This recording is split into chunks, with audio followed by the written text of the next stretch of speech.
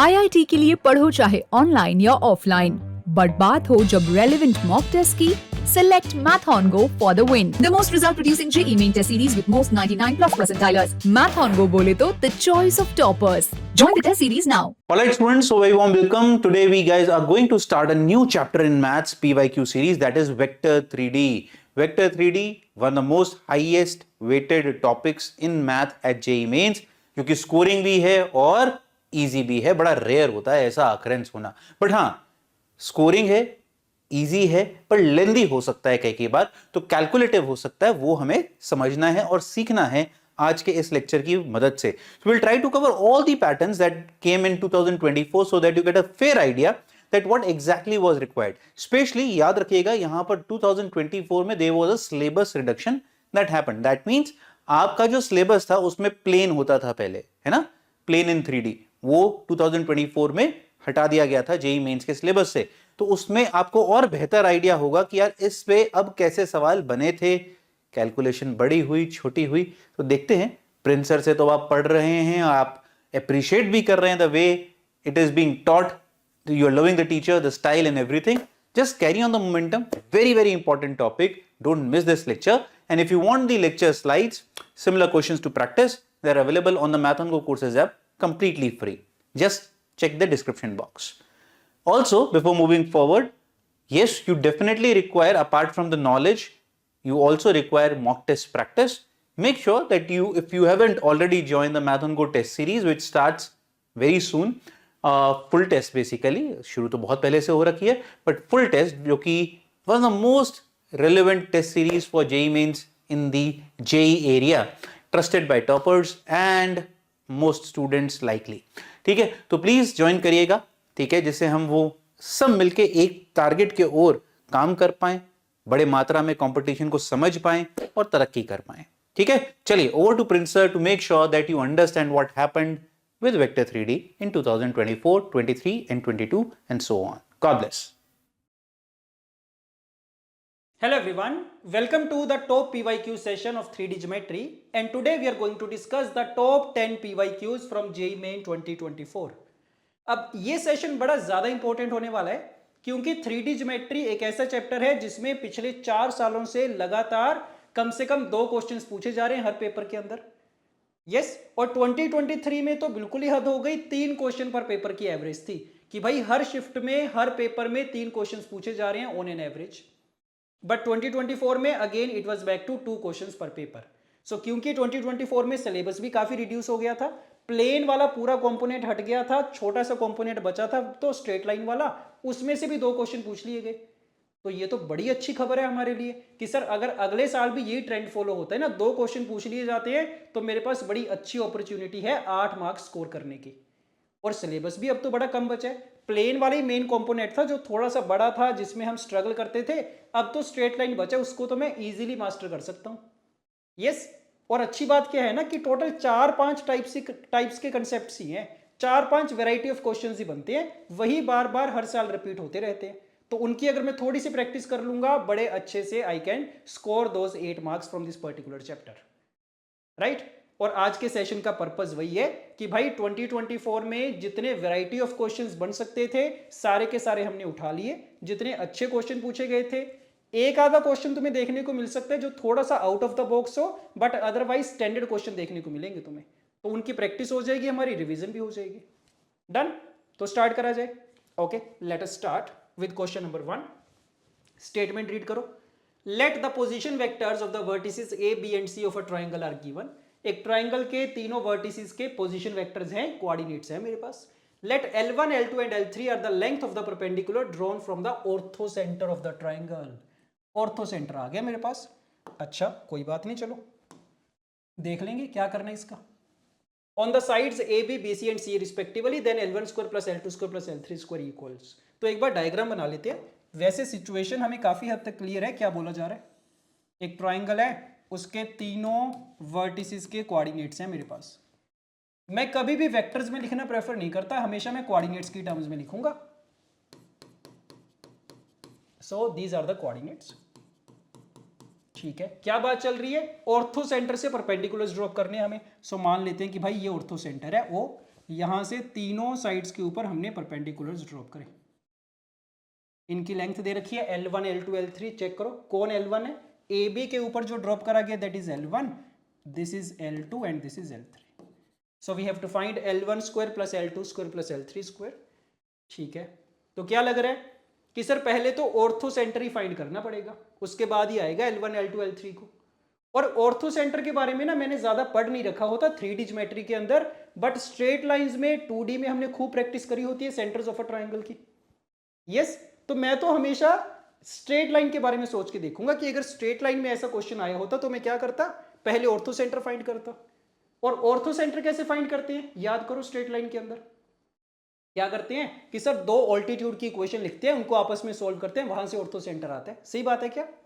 नहीं, सही बात नहीं है। वैसे तो सही बात है, बट याद करो जब भी ऑर्थो सेंटर या सर्कम सेंटर की बात होती है ना, पहला काम मैं हमेशा क्या करता हूं, step number 1 is always check for the triangle.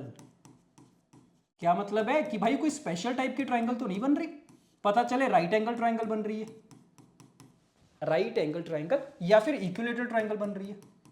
तो ये चीज नेक्स्ट टाइम से याद करना, याद रखना कि स्ट्रेट लाइन में जब भी ऑर्थो सेंटर या सर्कम सेंटर का क्वेश्चन आएगा ना, पहले मैं चेक करूंगा स्पेशल टाइप की ट्राइंगल बन रही है कि नहीं, क्योंकि मुझे पता है राइट एंगल ट्राइंगल में क्या होता है कि जहां पे 90 डिग्री का एंगल बन रहा होता है वहां पे ऑर्थो सेंटर होता है और हाइपोटेन्यूज के मिड पॉइंट पे सर्कम सेंटर होता है, तो बड़े इजीली सोल्व हो जाता है फिर तो। और इक्विलेटरल ट्राइंगल के अंदर क्या होता है कि भाई सारे के सारे सेम होते हैं, ऑर्थो सेंटर भी, सर्कम सेंटर भी, सेंट्रोइड भी, इन सेंटर भी, ऑल आर द सेम।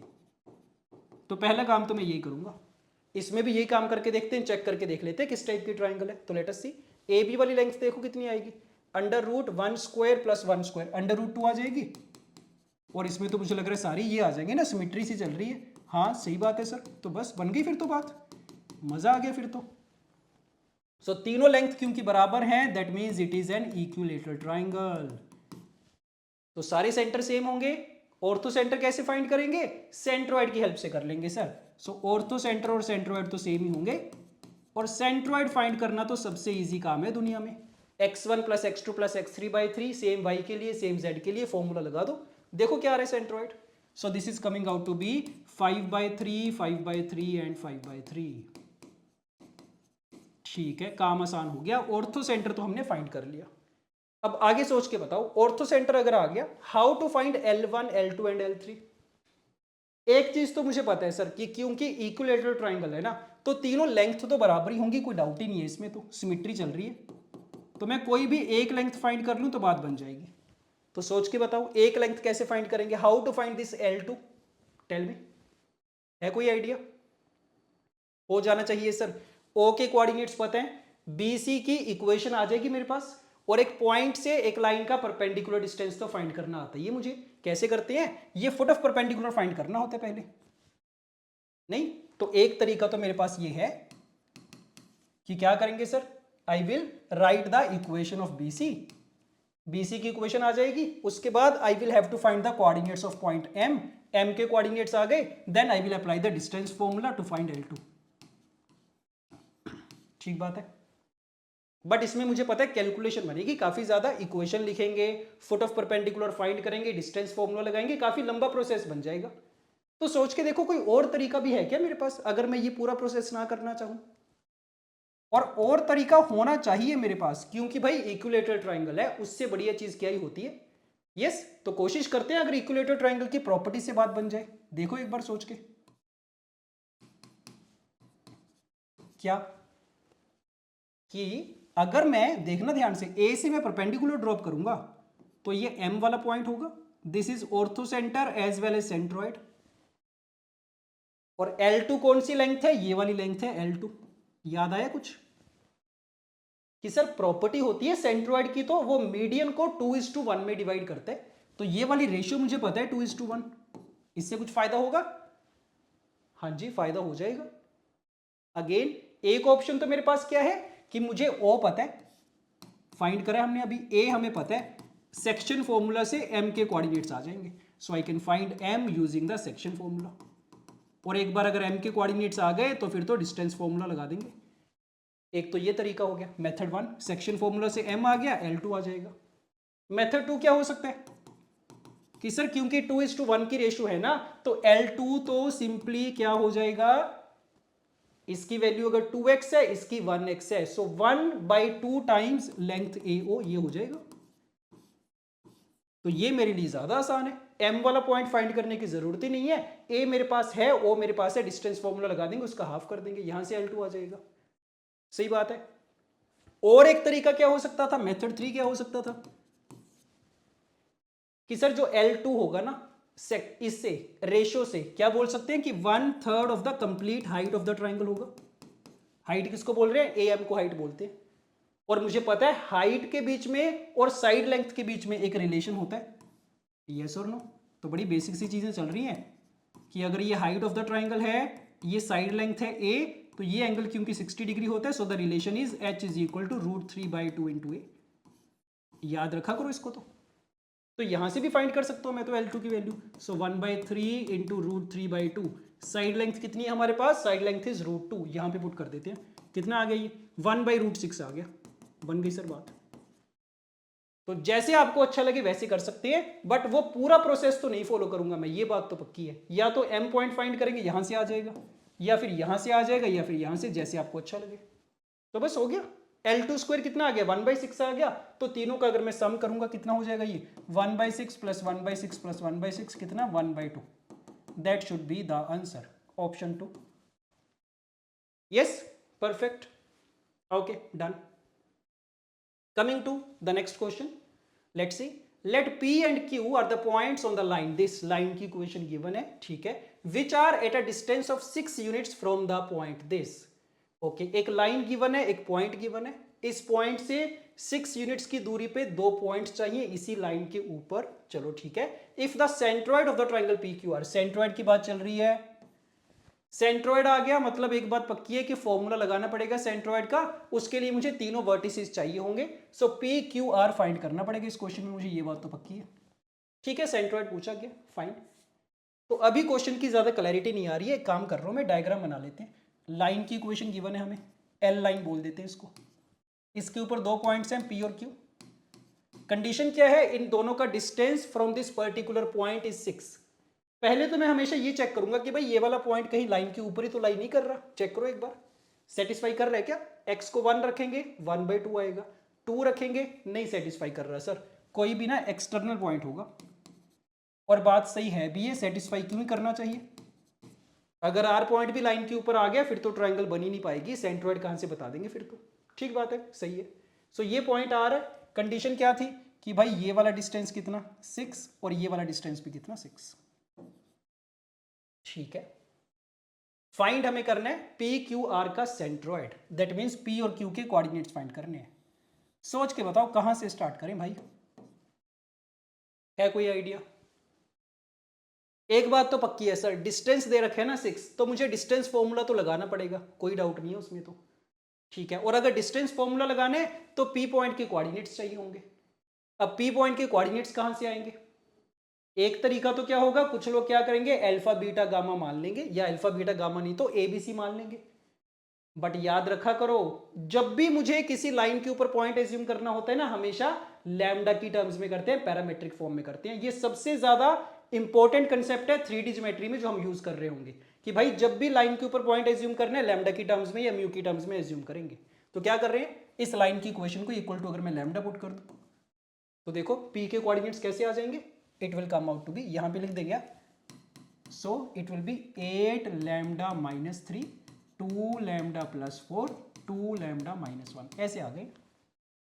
और सेम तरीके से Q के कोऑर्डिनेट्स अगर लिखना चाहें वो भी इसी फॉर्मेट के होंगे, तो चाहो तो लैम्डा की जगह म्यू रख देना, एक ही बात है, डजंट मैटर। तो हमेशा एक वेरिएबल में पॉइंट लेना है, 3 में मत लेके बैठ जाना। ठीक है, क्या करना है अब तो डिस्टेंस फॉर्मूला वाली कंडीशन लगा देंगे सर, PR बराबर 6 की कंडीशन लगा देंगे, लैम्डा आ जाएगा, यस। और QR बराबर 6 की कंडीशन लगा देंगे तो म्यू आ जाएगा।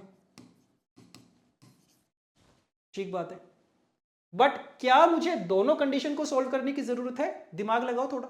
क्या मैं इसको भी सोल्व करूंगा बैठ के, इसको भी सोल्व करूंगा, नहीं, कोई जरूरत नहीं है, दोनों के लिए सब कुछ सेम ही तो चल रहा है। तो मैं तो ना एक ही कंडीशन को सोल्व करूंगा और वहां से मेरे पास 2 वैल्यूज आ जानी चाहिए लैम्डा की। एक P के कोरस्पोंडिंग, दूसरी Q के कोरस्पोंडिंग, तो डायरेक्टली ना मेरे पास यहीं से दोनों पॉइंट्स आ जाएंगे, दोनों को सोल्व करने की जरूरत नहीं है मुझे। ठीक बात है, तो कर दो बस, डिस्टेंस फॉर्मूला लगा दो, आ जाएगी वैल्यू। कर देते हैं PR square equal to 6 square ना, लगा दो distance formula. P point is there, R point is there, कितना बनेगा ये? कैलकुलेशन बन रही है, करो ध्यान से। ट्रिक 3D ज्योमेट्री वाले क्वेश्चंस में कैलकुलेशन काफी क्वेश्चंस में तुम्हें लेंथी देखने को मिलेगी, तो उसके लिए तैयार रहना थोड़ा। यस, तो करो, एक काम ये कर लेते हैं, 2 लैम्डा प्लस 2 आना चाहिए था यहां पे। यस, एक काम ये करते हैं, सब में से ना 2 कॉमन ले लेते हैं, 2 का स्क्वायर 4, यहां पे कैंसिल आउट हो जाएगा। सो 2 अगर कॉमन लिया, this will become this, this will become this and this will B this. ये चीज आ गई। कैलकुलेशन वेरीफाई करते जाना, गलती होने के थोड़े चांसेस रहते हैं। यस, ओपन करते हैं सब कुछ, देख लो क्या क्या आएगा। 16 lambda square, 17 lambda square, 18 lambda square. Lambda वाली टर्म्स क्या आएंगी? -16 lambda plus 2 -14 lambda -18 lambda. Constant term 4 + 4 8 + 1 9, 0 हो गया वो तो। बढ़िया वैल्यूज आ रही हैं। जब ऐसी बढ़िया वैल्यूज आ जाती है थोड़ी तसल्ली हो जाती है कि हाँ जी सही डायरेक्शन में जा रहे होंगे। सो लैम्डा की 2 वैल्यूज आ गई हैं, 0 और 1। एक बार 0 रख के देख लेना, एक बार 1 रख के देख लेना, दोनों पॉइंट्स आ जाएंगे। सो let us see. So suppose हमने लैम्डा को 0 रखा, पॉइंट P आ गया, कितना बन गया ये? -3 4 एंड -1। और एक बार हमने रख दिया लैम्डा को 1, तो P के कोऑर्डिनेट्स इसी में रख दो। P नहीं, सॉरी Q है ये। Q के कोऑर्डिनेट्स कितने? सो this will be 5 6 and 1, right. P आ चुका है, Q आ चुका है, R मेरे पास ऑलरेडी था 1 2 3। सेंट्रोइड का फॉर्मूला लगा देंगे, अल्फा बीटा गामा आ जाना चाहिए। तो देख लो कितना आ गया, alpha beta gamma is coming out to be. कर दो, x1 + x2 + x3/3, 3/3 1, 12/3 4, 3/3 1। ये आ गया अल्फा बीटा गामा की वैल्यू। और क्या पूछा गया था? सबके स्क्वायर्स का सम पूछा गया था। 16 + 1 17 + 1 18, 18 would be the answer, right. तो एक ही कंसेप्ट यूज हुआ है, देखा जाए तो सेंट्रोइड का फॉर्मूला तो पता ही होता है। एक ही कंसेप्ट यूज हुआ है कि अगर पॉइंट के कोऑर्डिनेट्स मुझे लेने होंगे लाइन के ऊपर, मैं हमेशा पैरामेट्रिक फॉर्म में लूंगा, लैम्डा म्यू की टर्म्स में लूंगा, rather than taking it in the 3 variables. Done? Okay fine. Coming to the next question. Let PQR is a triangle, R point given है। Suppose M is the mid point of PQ। Diagram बनानी start कर दें क्या? बनानी तो पड़ेगी sir, अभी नहीं तो बाद में देखते हैं। चलो, R is the point that is given to us, -1, 4, 2. M is the midpoint of PQ. So let us say this is point M, 2, 1, 2. Midpoint आ गया तो काफी चांसेस है midpoint फॉर्मूला का यूज होना होगा, देख लेंगे। चलो, okay. The distance of the centroid of the triangle PQR, फिर से सेंट्रॉइड की बात हो रही है। अच्छा जी, the distance of the centroid from the point of intersection of the line this. तो दो चीजों की बात हो रही है, एक तो इसका सेंट्रॉइड चाहिए मुझे, G मान लेते हैं, उसका डिस्टेंस पूछा गया है कहां से? From the point of intersection of the given lines this and this. ठीक बात है। तो इनका पॉइंट ऑफ इंटरसेक्शन तो फाइंड करना आता है मुझे, which is again a very important concept. खूब पूछा जाता है क्वेश्चंस में कि दो लाइंस का पॉइंट ऑफ इंटरसेक्शन फाइंड करो। ये तो कर लेंगे, हो जाएगा सर, बट ये सोच लेते हैं इसका सेंट्रॉइड कैसे फाइंड करूंगा मैं। सोच के बताओ, थोड़ा आइडिया दो। इंफॉर्मेशन तो बड़ी लिमिटेड सी है मेरे पास, एक बस पॉइंट M पता है, एक पॉइंट R पता है, सेंट्रॉइड फाइंड करने के लिए बोला गया। तो क्या आइडिया लग रहा है कि सर x1 + x2 + x3/3 वाला फॉर्मूला तो शायद नहीं लगा पाएंगे। क्यों? क्योंकि P भी नहीं पता मुझे, Q भी नहीं पता, तो प्रॉब्लम हो सकती है। तो कैसे फाइंड करें जी? अच्छा, हो तो जाना चाहिए सर, सही बात है। देखो, अगर मैं फॉर्मूला भी लगा दूं ना, दो तरीके नजर आ रहे हैं मुझे G फाइंड करने के। अगर मैं डायरेक्टली फॉर्मूला लगाऊंगा इस तरीके से, क्या बनेगा? देखो ध्यान से, बन जाएगी बात। सो अगर P के कोऑर्डिनेट्स x1, y1 है, Q के x2, y2, देख रहे हो कि सर x3, y3 और z3 तो मुझे पता ही है, और x1 plus x2, y1 plus y2 and z1 plus z2 कहां से आ जाएंगे? यहां पे मिड पॉइंट फॉर्मूला से आ जाएंगे, बात बन जाएगी। यस, तो अगर मैं मिड पॉइंट फॉर्मूला लगाऊंगा यहां से ये वैल्यूज आ जाएंगी, तो ठीक है, हो जाएगा सॉल्व, डन, बढ़िया बात है फिर तो, राइट। तो एक तो ये तरीका हो गया, ये वाली वैल्यूज यहां पे पुट कर देंगे, जी के कोऑर्डिनेट्स आ जाएंगे मेरे पास, ठीक बात है। क्या आ रही है वैल्यूज पुट कर ही दो, ये 4 बन गया, 4 minus 1, 3/3 is 1, y1 plus y2 की वैल्यू 2, 2 प्लस y3 6/3 इज 2, इसकी वैल्यू 4, 4 प्लस 2 1, 2, 2 आ गया। एक ये तरीका हो गया। एक और तरीका भी तो समझ में आ रहा है मुझे कि सर प्रॉपर्टी का यूज करते हैं ना, सेंट्रोइड की प्रॉपर्टी होती है कि वो मीडियन को 2:1 में डिवाइड करता है, तो ये 2 हो गया, ये 1 हो गया, ये रेशो आ गई। तो क्यों ना मैं डायरेक्टली सेक्शन फॉर्मूले लगा दूं, और कुछ चाहिए ही नहीं, क्यों x1 x2 x3 के चक्कर में पड़ना, directly use the section formula. Yes, तो वहां से भी आ जाएगा, जैसे मर्जी फाइंड कर लो, you should be getting the same thing. ठीक है, चलो जी आ चुके मेरे पास, 50% काम हमारा हो गया, बाकी 50% क्या है, इनका पॉइंट ऑफ इंटरसेक्शन फाइंड करने। तो ये भी रिवाइज कर लेते हैं एक बार जल्दी से। दो लाइंस के अगर पॉइंट ऑफ इंटरसेक्शन फाइंड करना हो तो क्या बोल देते हैं कि सर मान लो पॉइंट ऑफ इंटरसेक्शन P है, तो क्योंकि P लाइन 1 के ऊपर भी लाई कर रहे और लाइन 2 के ऊपर भी लाई कर रहे, तो क्या करेंगे, एक बार लाइन नंबर 1 की हेल्प से इसके कोऑर्डिनेट्स लिख देंगे, एक बार लाइन नंबर 2 की हेल्प से इसके कोऑर्डिनेट्स लिख देंगे, लैम्डा की टर्म्स में, म्यू की टर्म्स में, दोनों को इक्वेट कर देंगे, पॉइंट ऑफ इंटरसेक्शन आ जाएगा। यस, कर ले, करो। सो क्योंकि पॉइंट P L1 के ऊपर है, इसके कोऑर्डिनेट्स किस टाइप के होंगे, पैरामेट्रिक फॉर्म में अगर लिखेंगे, सो this will B 2 lambda minus lambda minus 3, और क्योंकि सेकेंड लाइन के ऊपर भी लाई कर रहा है, सो it will B mu plus 1 minus 3 mu minus 3 and mu minus 1, right. क्या करना है, पॉइंट तो सेम ही है सर, दोनों को ना इक्वेट कर देते हैं, तो ठीक है, म्यू और लैम्डा की वैल्यूज आ जाएंगी।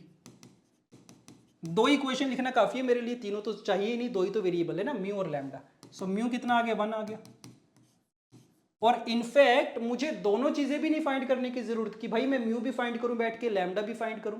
म्यू जैसे ही आ गया, पी पॉइंट के कोऑर्डिनेट्स पता चल गए, तो क्यों एक्स्ट्रा टाइम वेस्ट करें लैम्डा फाइंड करने में। सो म्यू को 1 पुट कर दो, कितना आ गया, ये आ गया। पी के कोऑर्डिनेट्स मेरे पास आ चुके हैं, जी के कोऑर्डिनेट्स मेरे पास थे ऑलरेडी, 1, 2, 2। क्या चाहिए था, दोनों के बीच में डिस्टेंस चाहिए था ना। अच्छा, मैंने पी पॉइंट सेम ले लिया क्या, ठीक है, चेंज कर देना इसको। यस, कंफ्यूज मत हो जाना, ये वाला point P point of intersection है, ये वाला P नहीं है, ठीक बात है, गलती कर दी है मैंने, ठीक है। तो फाइंड कर दो डिस्टेंस बिटवीन दीज 2 पॉइंट्स, कितना आ जाएगा चेक करो। So under root of 1 square plus 8 का स्क्वायर प्लस 2 का square, so under root of 69 should be the answer, right. Option 3 would be correct, done. तो कौन सा कंसेप्ट कवर हो गया इसमें, point of intersection of 2 lines वाला, खूब पूछा जाएगा, खूब क्वेश्चंस में यूज होगा, ये करना आना चाहिए मुझे। और सेंट्रोइड की प्रॉपर्टी का यूज कर लिया हमने, ये तो स्ट्रेट लाइन में खूब यूज करते हैं हम लोग, कोई नई चीज नहीं है, ठीक बात है। Okay, coming to the next question, let's see. Let the line L intersects the lines, फिर से इंटरसेक्ट वाली कंडीशन आ गई है, ध्यान देना। Late the line intersects the lines this and this, दो लाइंस को इंटरसेक्ट करके जा रही है, इसका नाम L1 मान लेते हैं, इसको L2, and be parallel to the line this, और किसी दूसरी लाइन के पैरेलल है। बता दो पैरेलल वाली कंडीशन को कैसे यूज करते हैं, कि सर अगर पैरेलल है ना दो लाइंस, तो उसके डायरेक्शन रेशियोज कैसे होंगे, प्रोपोर्शनल होंगे, या फिर सेम मान सकते हैं। तो इसके जो डायरेक्शन रेशियोज होंगे वही लाइन L के डायरेक्शन रेशियोज हो जाएंगे, 3, 1, 2। Then which of the following points lies on L, lies on L का मतलब L की इक्वेशन पूछेगी मेरे से, ठीक बात है। तो क्या समझ में आ रहा है अभी तक तो, कि लाइन L की इक्वेशन चाहिए मुझे, डायरेक्शन रेशियोज मेरे पास हैं, तो बस एक ही चीज की कमी है, some point on the line. अगर लाइन के ऊपर एक पॉइंट मुझे मिल गया तो इक्वेशन लिख पाएंगे, और उसके लिए मेरे पास इंफॉर्मेशन क्या है ना, ये इंफॉर्मेशन है कि भाई लाइन L जो है वो इन दोनों लाइंस को इंटरसेक्ट करके जा रही है। ये बताओ इस इंफॉर्मेशन का कैसे यूज करेंगे।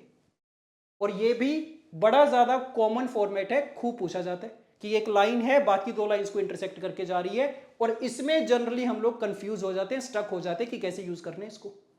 यस, तो देखो ध्यान दो, एक ना रफ डायग्राम बनाऊंगा मैं। मान लो ये चल रही है तुम्हारी लाइन L1, और ये चल रही है लाइन L2। एक तीसरी लाइन L है जो इन दोनों को इंटरसेक्ट करके जा रही है, ये मान ली हमने लाइन L। इसके डायरेक्शन रेशियोज दे रखे हैं मुझे 3, 1, 2। और जब भी ये बोलेगा ना बंदा कि भाई ये इंटरसेक्ट करके जा रही है, पहला काम क्या करूंगा मैं, पॉइंट्स ऑफ इंटरसेक्शन एज्यूम कर लूंगा M और N, और इनके कोऑर्डिनेट्स एज्यूम कर लूंगा। कैसे कि भाई M पॉइंट क्योंकि L1 के ऊपर है, तो L1 की इक्वेशन तो पता ही है मुझे, सो मैं P पॉइंट M पॉइंट के कोऑर्डिनेट्स लिख पाऊंगा किसकी टर्म्स में, लैम्डा की टर्म्स में। N पॉइंट क्योंकि L2 के ऊपर है, सो N के कोऑर्डिनेट्स में लिख पाऊंगा म्यू की टर्म्स में। हमेशा यही काम करा जाएगा। जब भी दो लाइंस के इंटरसेक्ट होने की बात करेंगे, I will always right the coordinates of the point of intersection. ठीक बात है। अच्छा, अब सोच के बता दो, अगर M के कोऑर्डिनेट्स हैं मेरे पास लैम्डा की टर्म्स में, N के कोऑर्डिनेट्स हैं म्यू की टर्म्स में, how can I right the equation of this line? Lambda और म्यू फाइंड कर सकते हैं क्या किसी तरीके से? बता दो।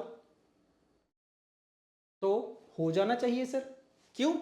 M के कोऑर्डिनेट्स हैं, अगर N के कोऑर्डिनेट्स हैं तो मेरे पास क्या आ जाएंगे, M N के डायरेक्शन रेशियोज आ जाएंगे ना, x2 - x1, y2 - y1, z2 - z1 करके। और अगर M N के डायरेक्शन रेशियोज आ गए, दैट मींस इस लाइन के डायरेक्शन रेशियोज आ गए। तो इस डायरेक्शन रेशियोज, इस लाइन के डायरेक्शन रेशियोज तो मेरे पास ऑलरेडी थे भी, क्या 3, 1, 2। तो इन दोनों को क्या कर देंगे, सेम नहीं करेंगे, प्रोपोर्शनल कर देंगे। आ रहा है कंसेप्ट समझ में? कि पहले तो हमने क्या किया, पॉइंट ऑफ इंटरसेक्शन वाला फंडा लगा दिया। अब उसके बाद डायरेक्शन रेशियोज वाली कंडीशन कैसे यूज करें, कि एक डायरेक्शन रेशियोज मुझे दे रखी थी क्वेश्चन में, दूसरी हमने खुद से फाइंड कर ली using x2 - x1, y2 - y1, z2 - z1। दोनों को प्रोपोर्शनल कर दिया जाएगा, a1/a2, b1/b2, c1/c2 बराबर इक्वल लैम्डा आ जाएगा, म्यू आ जाएगा, लैम्डा म्यू आ गए तो लाइन की इक्वेशन भी आ जाएगी, क्वेश्चन खत्म है हमारा। यस, ठीक बात है। और ऐसे क्वेश्चन ना थोड़ी वेरिएशन के साथ पूछ लिए जाते हैं कई बार। इसमें क्या पूछा गया, लाइन की इक्वेशन पूछी गई है। कई बार तुमसे ये वाला डिस्टेंस पूछ लेंगे कि भाई MN वाला डिस्टेंस फाइंड करो। कई बार तुमसे MN का मिड पॉइंट पूछ लेंगे। तो जो मर्जी पूछ लिए जाए मेरे से, काम तो वही करना है, लैम्डा म्यू की वैल्यू फाइंड करनी है, सब कुछ आ जाएगा तुम्हारे पास। यस, तो फंडा हमें क्लियर है, कैलकुलेशन बची है, कर लेते हैं जल्दी से। पहला काम हमेशा क्या करना है, जो भी लाइंस की इक्वेशन है उसको सिमेट्रिक फॉर्म में कन्वर्ट कर लिए करो, स्टैंडर्ड फॉर्म में कन्वर्ट कर लिए करो। तो देखो लाइन 1 की इक्वेशन कैसे लिखी जाएगी स्टैंडर्ड फॉर्म में, x - 2/1, y - 0/-1। ये सिचुएशन चल रही है ना। और लाइन 2 की इक्वेशन क्या कर रहा हूं मैं, 2 से डिवाइड कर रहा हूं सारी इक्वेशन को। सो ऐसा कुछ आ गया, डन। तो बस कर दो काम स्टार्ट। M के कोऑर्डिनेट्स एज्यूम करने हैं लैम्डा की टर्म्स में, तो देख लो M के कोऑर्डिनेट्स क्या आएंगे, लैम्डा +2 माइनस लैम्डा, लैम्डा +1। और दूसरी साइड से N के कोऑर्डिनेट्स कैसे आ रहे हैं, इस टाइप के आ रहे हैं, ये आ गए। अब इसकी हेल्प से क्या चाहिए मुझे, M N के डायरेक्शन रेशियोज चाहिए। तो देख लो M N के डायरेक्शन रेशियोज क्या आ जाएंगे, दोनों को सब्ट्रैक्ट करने, चाहे फर्स्ट माइनस सेकंड कर लो, चाहे सेकंड माइनस फर्स्ट कर लो, एक ही बात है। So direction ratios of M N are coming out to be, first minus second कर रहा हूं मैं, ये आया, ये आया एंड ये आया।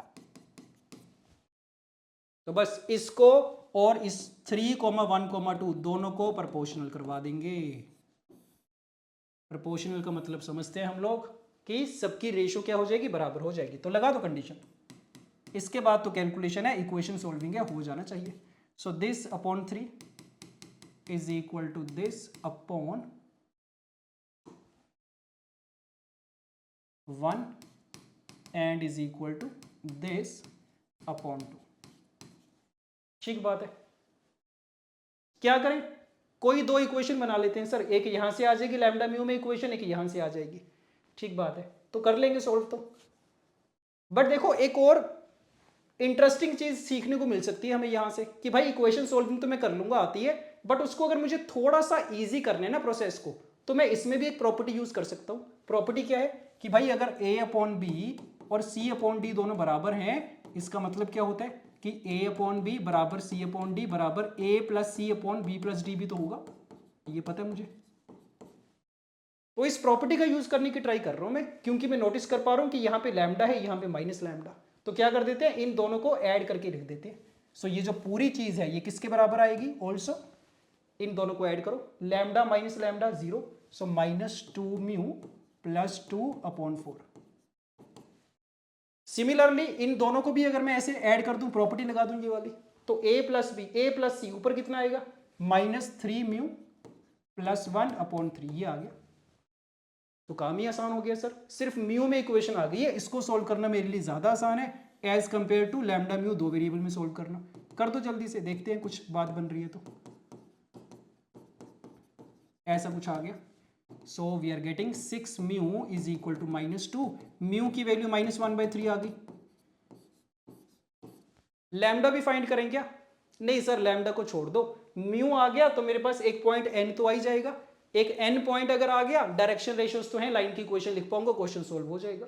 तो बस बन गई बात, हो गया क्वेश्चन सोल्व। म्यू की वैल्यू पुट करेंगे, n के कोऑर्डिनेट्स आएंगे मेरे पास।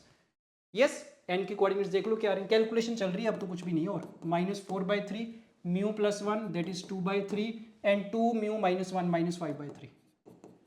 n आ चुका है, डायरेक्शन रेशियोज मुझे पता थे, तो लाइन l की इक्वेशन लिख सकते हैं x - x1 y - y1 z - z1 upon में direction ratios 3 1 and 2। So finally calculation थोड़ी सी ज्यादा बन गई है, बट इतनी कैलकुलेशन तुम एक्सपेक्ट करके चलो कि इन क्वेश्चंस में बनेगी, कोई डाउट ही नहीं है। यस, लाइन एल की इक्वेशन आ गई, सारे ऑप्शंस को 1 by 1 सेटिस्फाई करवा के देखना कौन सा इसके ऊपर लाई कर रहा है। Option 1 would be correct, check कर सकते हैं।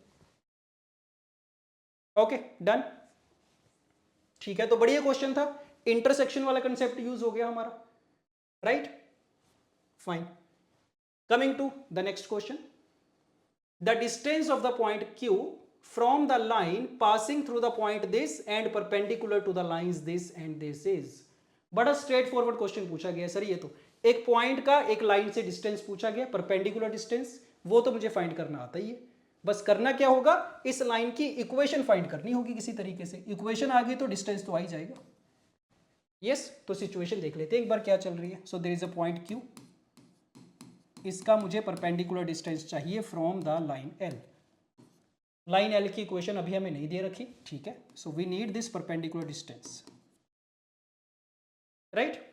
क्या तरीका होता है परपेंडिकुलर डिस्टेंस का कि सर अगर लाइन L की इक्वेशन पता चल जाए तो मैं m के कोऑर्डिनेट्स लिख लूंगा पैरामेट्रिक फॉर्म में, लैम्डा की टर्म्स में, और फिर मैं परपेंडिकुलरिटी की कंडीशन लगा दूंगा, लैम्डा की वैल्यू आ जाएगी, लैम्डा आ गया तो पॉइंट m आ जाएगा, तो डिस्टेंस फॉर्मूला से डिस्टेंस भी आ जाएगा।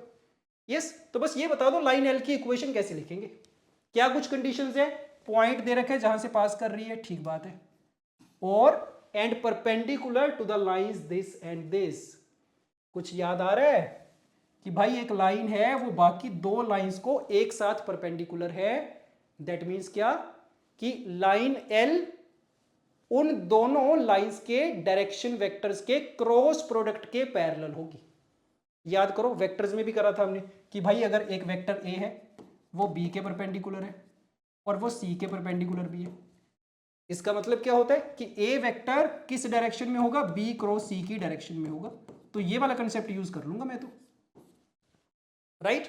तो ये वाली जो लाइन है, इस वेक्टर को अगर मैं कुछ नाम दे दूं, वेक्टर A लेटर से, और इसको नाम दे दे वेक्टर B, तो क्या पता है हमें कि सर जो लाइन L है जिसकी इक्वेशन मुझे चाहिए वो पैरेलल होगी A क्रॉस B के। तो और कुछ नहीं सोचना, जब भी दो लाइंस के परपेंडिकुलर होगी कोई चीज, दो वेक्टर्स के परपेंडिकुलर होगी, I always use this particular concept.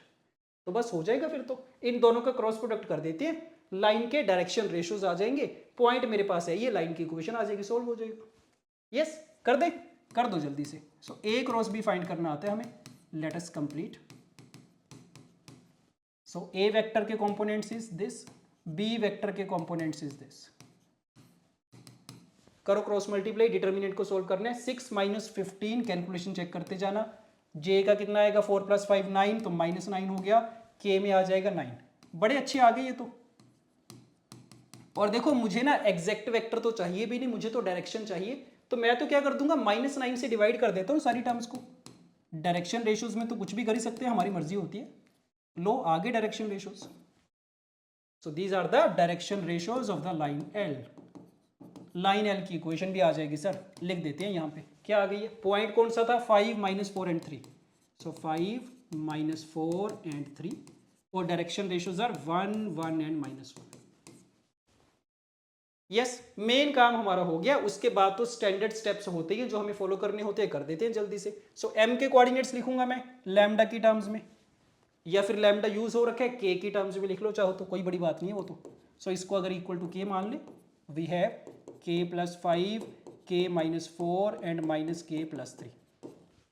और के फाइंड करने के लिए क्या कंडीशन है, ये दोनों लाइंस परपेंडिकुलर हैं। So Q M is perpendicular to the line L. और जब भी दो लाइंस परपेंडिकुलर होती हैं तो मुझे पता है उनके डायरेक्शन रेशियोज में क्या रिलेशन होता है, ये रिलेशन होता है, कंडीशन ऑफ परपेंडिकुलरिटी। अगेन तुम्हारे पास ऑप्शन है, या तो तुम वेक्टर्स की तरह ट्रीट कर सकते हो इसको कि सर क्यू एम वाला वेक्टर बना लूंगा मैं, एल वाला वेक्टर मेरे पास है, ये दोनों का डॉट मल्टीप्लीकेशन बराबर 0 कर दूंगा। या फिर अगर मैं डायरेक्शन रेशियोज में बात करना चाहता हूं तो ये कंडीशन होती है परपेंडिकुलरिटी के लिए। यस, तो क्या करें, क्यू एम के डायरेक्शन रेशियोज फाइंड कर लेते हैं।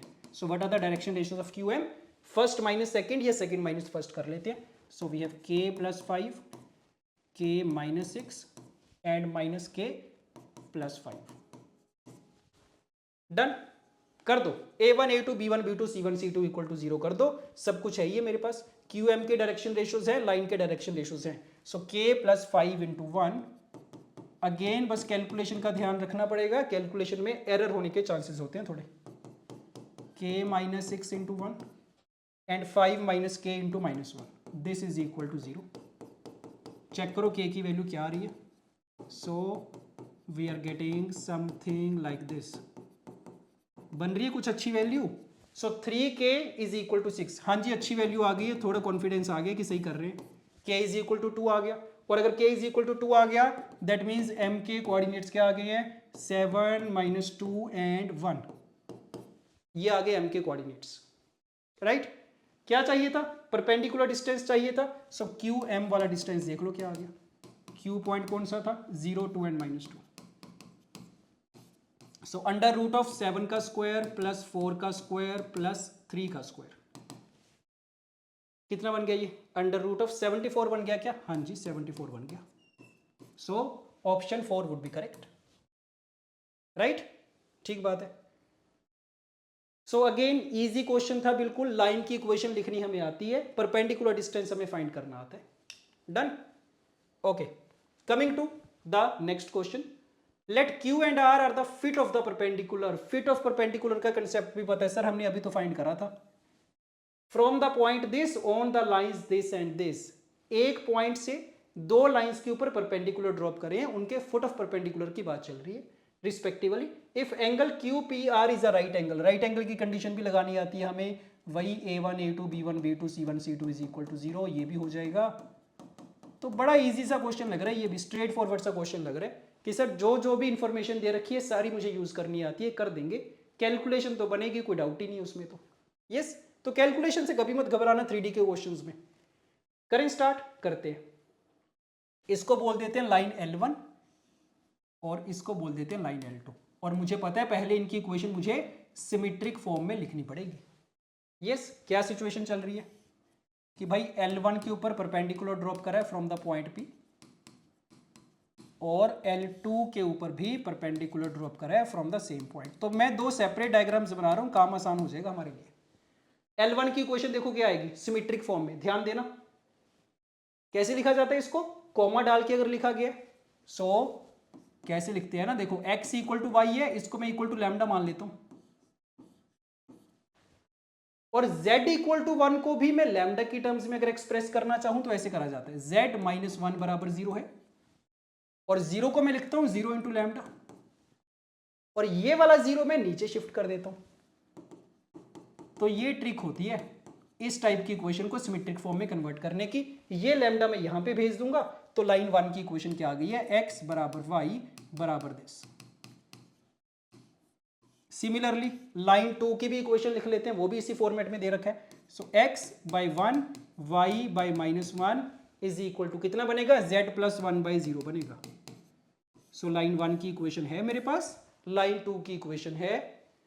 फुट ऑफ परपेंडिकुलर कौन कौन से दे रखे थे, Q एंड R, तो ये Q फाइंड करना है, ये R फाइंड करना है, कर दें। क्या करें, इसको इक्वल टू लैम्डा मानेंगे, इसको इक्वल टू म्यू मानेंगे। क्यू के कोऑर्डिनेट्स लैम्डा की टर्म्स में कितने, लैम्डा कोमा +1, और कंडीशन क्या, पी क्यू और L1 को परपेंडिकुलर करना है। पी क्यू के डायरेक्शन रेशियोज देखो क्या आएंगे, लैम्डा माइनस ए, बार बार वही काम कर रहे हैं जो पिछले क्वेश्चन में करा था, वही करा जा रहा है। यस, और लाइन L के डायरेक्शन रेशियोज क्या है, 1,1,0, कंडीशन लगा दो A1 A2 plus B1 B2 plus C1 C2 equal to 0 की, देखो क्या आएगा। So lambda minus A plus lambda minus A is equal to 0, lambda equal to A आ गया, और लैम्डा इक्वल टू ए आने का मतलब क्यू के कोऑर्डिनेट्स मेरे पास आ चुके हैं A,A,1, एक काम तो हो गया, क्यू आ चुके हैं, पी मेरे पास था ऑलरेडी, एक ही चीज बची है, आर के कोऑर्डिनेट्स फाइंड करने बचे हैं, वो भी सेम प्रोसेस को फॉलो करके फाइंड कर लिए जाएंगे। क्या कोऑर्डिनेट्स बनेंगे, म्यू एंड -1, फिर से सारा सेम प्रोसेस, जबरदस्ती की कैलकुलेशन है, बट और कोई ऑप्शन नहीं है, म्यू माइनस ए एड -1 और लाइन 2 के direction ratios 1 -1 and 0, condition A1 A2 plus B1 B2, plus ही कर देते। सो म्यू की वैल्यू तो 0 ही आ गई, कैलकुलेशन हालांकि आसान दे रखी है इसमें, म्यू की वैल्यू 0 आ गई है, दैट मीन्स आर के कोऑर्डिनेट्स आर 0 0 एंड -1, हो गया बस। अब तो क्या करना है, एंगल QPR को 90 डिग्री करना है। तो अगर मैं एक रफ सी डायग्राम बना के थोड़ा इमेजिन करूंगा, ये एंगल 90 डिग्री करना है, तो क्या करें, सबके कोऑर्डिनेट्स पता है, हो जाएगा sir, this is A,A,1, this is AAA and R is 0 0 and -1, right. तो लगा दो PQ के डायरेक्शन रेशियोज क्या आएंगे, दिस इज 0 0 A -1, और PR के डायरेक्शन रेशियोज क्या आ जाएंगे, A एंड A+1। फिर से सेम कंडीशन सर, दोनों परपेंडिकुलर हैं, so 0 into A1 A2 plus B1 B2 plus C1 C2 is equal to 0। A की दो वैल्यूज आ गई हैं, +1 और -1। क्या पूछा गया था, 12A² पूछा गया था, सही बात है, A² की वैल्यू तो 1 आएगी, सो 12A² की वैल्यू कितनी होगी, 12 होगी,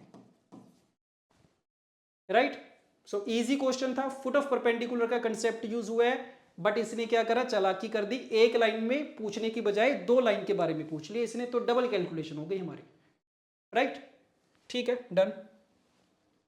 coming to the next question, let's see, let the image of the point, image वाला कंसेप्ट आ गया, सारे कंसेप्ट एक एक करके कवर हो रहे हैं हमारे, देखते जाओ। और इमेज के लिए भी मुझे पता है क्या करना होता है हमेशा, याद करो, स्ट्रेट लाइन में भी करा था ये तो हमने, कि सर एक लाइन की अगर मुझे इमेज फाइंड करनी, एक लाइन में अगर मुझे इमेज फाइंड करनी है किसी पॉइंट की, तो मुझे पता है क्या करूंगा मैं, फुट ऑफ परपेंडिकुलर फाइंड करूंगा अगेन, और अगर फुट ऑफ परपेंडिकुलर आ गया उसके बाद मिड पॉइंट फॉर्मूला लगा देंगे, सो P डैश के कोऑर्डिनेट्स भी आ जाएंगे। तो तुमने नोटिस करा होगा, चाहे मुझे फुट ऑफ परपेंडिकुलर फाइंड करना है, चाहे मुझे परपेंडिकुलर डिस्टेंस फाइंड करना है पॉइंट और लाइन के बीच में, चाहे मुझे इमेज फाइंड करनी है, सबके लिए ना पहला स्टेप क्या होता है, फुट ऑफ परपेंडिकुलर फाइंड करा जाता है। और स्ट्रेट लाइन वाले चैप्टर में तो मेरे पास डायरेक्ट फॉर्मूलाज भी होते हैं फुट ऑफ परपेंडिकुलर फाइंड करने के लिए या इमेज फाइंड करने के लिए, बट 3D में कोई स्टैंडर्ड फॉर्मूलाज नहीं है, पूरा प्रोसेस फॉलो करना पड़ता है मुझे, ठीक बात है। ठीक है, तो किसकी इमेज पूछी गई है, ऑफ द पॉइंट 1,0,7, इसके कोऑर्डिनेट्स दे रखे हैं हमें, लाइन की इक्वेशन भी दे रखी है, सिमेट्रिक फॉर्म में दे रखी है, तो कुछ चेंज करने की जरूरत है नहीं है, ठीक बात है। और क्या दे रखा है, image is alpha comma beta comma gamma, so image के कोऑर्डिनेट्स हो जाएंगे सर, ये तो फाइंड कोई बड़ी बात नहीं है। आगे देखते हैं, then which of the following points lies on the line passing through alpha comma beta comma gamma and making angles this and this with y and z axis respectively। कौन सा कंसेप्ट याद आ रहा है कि सर कोऑर्डिनेट एक्सिस के साथ बनने वाले एंगल्स दे रखे हैं, डायरेक्शन कोसाइंस की याद आ रही है, राइट। तो y एक्सिस के साथ बनने वाला एंगल कौन सा होता है, बीटा बोलते हैं उसको। So that means we are given कि भाई बीटा की वैल्यू 2π/3 है, और z के साथ बनने वाले एंगल को अगर मैं गामा बोल दूं तो ये चीज है, यस। और मुझे क्या रिलेशन पता है डायरेक्शन कोसाइंस के अंदर कि सर L² + M² + N² की वैल्यू 1 होती है। तो क्या करें, M की वैल्यू पता है cos of 2π/3 और N की वैल्यू वैल्यू भी पता है, cos ऑफ 3π/4, राइट। सो इन दोनों की हेल्प से L की वैल्यू आ जानी चाहिए मेरे पास, ठीक है। सो Y और Z के साथ बनने वाले एंगल हैं and acute angle with the x axis, ठीक है सर, ये फाइंड कर लूंगा मैं, ठीक है, हो जाएगा। तो ये वाला काम तो कंप्लीट कर ही लेते हैं। मुझे क्या मिल जाएंगे, तीनों डायरेक्शन कोसाइन मिल जाएंगे लाइन के, डायरेक्शन कोसाइन आ गए तो डायरेक्शन रेशियोज भी आ जाएंगे, पॉइंट यहां से आ जाएगा, इमेज की हेल्प से क्वेश्चन हमारा कंप्लीट हो जाएगा, लाइन की इक्वेशन आ जाएगी। यस, तो कर दो इसको, L² + M² + N² = 1 कर रहा हूं मैं। सो क्या आ गई, L² M² कितना 1/4, N² कितना ये, so we are getting L² = 1/4। L की दो पॉसिबल वैल्यूज आ गई हैं, बट क्योंकि मुझे दे रखा था कि एक्स एक्सिस के साथ एक्यूट एंगल बना रही है तो सिर्फ पॉजिटिव वैल्यू रखेंगे, L = 1/2। yes, so that means the direction ratios of the line are, या फिर डायरेक्शन कोसाइंस बोल लो, एक ही बात है। हालांकि direction cosines of the line क्या आ गए, L is 1/2, M is this and N is this, ये आ चुके हैं। और इसको थोड़ा सिंप्लीफाई कर लेते हैं, डायरेक्शन रेशियोज फाइंड कर लेते हैं, फ्रैक्शंस में क्यों ही डील करना। सो 2 से मल्टीप्लाई करते हैं सारी नंबर्स को, ये चीज आ गई, these are the direction ratios. तो एक चीज आ चुकी है मेरे पास, डायरेक्शन रेशियोज आ चुके हैं, बस ये पॉइंट फाइंड करना है, अल्फा बीटा गामा, ये फाइंड कर लेते हैं जल्दी से। यस, तो आ जाओ वापस, m फाइंड करते हैं पहले, फुट ऑफ परपेंडिकुलर, और m के कोऑर्डिनेट्स में लिखूंगा लैम्डा की टर्म्स में। सो चेक करो m कैसा आ रहा है, दिस इज लैम्डा 2 लैम्डा +1। तो तुम नोटिस करो कि अगर मैं ऐसे 10 क्वेश्चन कर लूँ ना प्रैक्टिस अपने हाथ से शुरू से लेके एंड तक, तो बार बार वही चीज यूज कर रहे हैं, उसकी इतनी ज्यादा प्रैक्टिस हो जाएगी मेरी कि एग्जाम में कुछ सोचना ही नहीं पड़ेगा। यस, ठीक है। तो m के कोऑर्डिनेट्स एज्यूम करें, यहां से मेरे पास क्या आ जाएगा, pm के डायरेक्शन रेशियोज आ जाएंगे, लिख दो लैम्डा -1, 2 लैम्डा +1, 3 लैम्डा -5। और लाइन के डायरेक्शन रेशियोज कितने हैं, वो रहे 1, no no no no, so sorry, ये तो डिफरेंट लाइन चल रही है सर, इसके डायरेक्शन रेशियोज तो 1 2 3 है।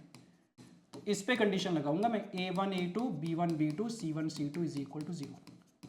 देखो क्या है, लैम्डा -1 प्लस दिस, कोई अच्छी वैल्यू आ रही है क्या लैम्डा की, 9 + 4 13, 14 लैम्डा एंड = 14। हाँ जी, अच्छी वैल्यू आ गई है, बढ़िया बात है, लैम्डा की वैल्यू 1 आ गई। तो m के कोऑर्डिनेट्स क्या आ गए, 1 3 एंड 5, these are the coordinates of m। और अगर m आ गया, मिड पॉइंट फॉर्मूला लगा दूंगा मैं, तो क्या आ जाएगा मेरे पास, p' भी आ जाएगा। यस, लगा दे मिड पॉइंट फॉर्मूला, लगा दो। So alpha +1/2, beta +0/2 and gamma +7/2 = 5। So alpha is 1, beta is 6, gamma is 3। This is the point 1,6,3। So point आ चुके हैं, डायरेक्शन रेशियोज आ चुके हैं, लाइन की इक्वेशन क्या आ जाएगी, जिसकी फाइंड करनी थी उस लाइन की इक्वेशन आ गई है, 1 6 and 3 and the direction ratios are this. Check कर सकते हैं आप कौन सा पॉइंट सेटिस्फाई करेगा। क्या पूछा गया था, ये पूछा गया था क्या, विच of the following point lies on the line. ठीक बात है, चेक कर सकते हैं कौन सा पॉइंट सेटिस्फाई करेगा। देखिए जल्दी से, x = 1, y = -2, नहीं करेगा सर, x को 1 रखेंगे 0 हो जाएगा ये तो वैसे ही, फिर दूसरा भी नहीं करेगा, 1 और 2 नहीं करेगा। 3,4, 3 रखेंगे 2 आएगा, 4 रखेंगे 2 आएगा, 3 - 2 √2, हाँ जी ये सेटिस्फाई कर रहा है, ऑप्शन 3 इज करेक्ट। डन। तो डायरेक्शन कोसाइंस वाला कंसेप्ट यूज हो गया और इमेज वाला कंसेप्ट भी यूज हो गया। कितने कंसेप्ट रिवाइज कर लिए हमने अभी तक, ऑर्थो सेंटर सेंट्रोइड वाला कंसेप्ट हो गया हमारा, और इंटरसेक्शन ऑफ टू लाइंस वाला कंसेप्ट यूज हो गया, और फुट ऑफ परपेंडिकुलर हो गया, परपेंडिकुलर डिस्टेंस हो गया, यस इमेज वाला कंसेप्ट हो गया, डायरेक्शन रेशियोज वाला, डायरेक्शन कोसाइंस वाला कंसेप्ट हो गया। तो सारे कंसेप्ट एक एक करके हमारे कवर होते जा रहे हैं। Done. Okay, coming to the next question. अब ये बड़ा मजेदार क्वेश्चन है।